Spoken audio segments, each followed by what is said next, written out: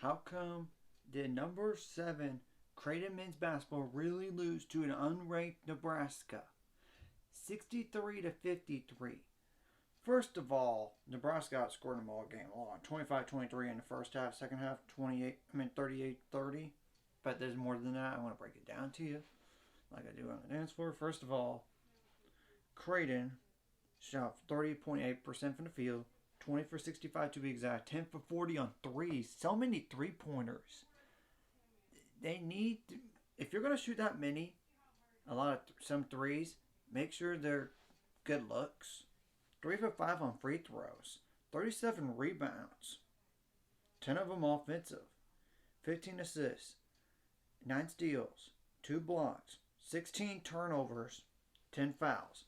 Nebraska shot 47.5% from the field, 28 for 59 overall, 3 for 12 on threes, 4 for 7 on free throws, 42 rebounds. Only got 5 offensive rebounds though, so they won a rebounding battle, but they lost it.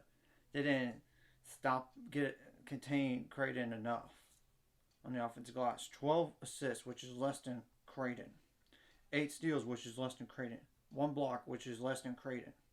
13 turnovers. They only committed 9 fouls. Nebraska only had 5 bench points. Creighton had 16. Something has to be adding up here. Because clearly, it must be the points off turnovers or points that were not threes, besides free throws, hurt Creighton in his game. It does make sense on why, in a few areas, did Creighton really lose. What does Nebraska have going forward? The next 4 games. Number 10, Indiana on the road. If they could beat Creighton on the road, they could beat Indiana, but I'm not going to bank on it. But I'm just saying. Then they get to host number 5 Purdue. That's tough. They got a 7-1 Kansas State team, which I get that record could be deceiving because of the strength of schedule here.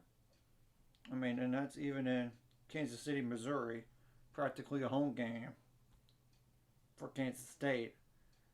It's not like super duper far away. I mean, it's not that tremendously far. And they got a 7-2 Queens team, which I don't know what they're going to, how good they really are. But for sure the next 2 games are going to be tough. Maybe even that Kansas State game is going to be tough too. We'll see what they do. Now, Creighton, on the other hand, has now lost back-to-back games now. Back-to-back. They lost to Texas and Austin. Barely. Actually, now they have lost 3 straight games.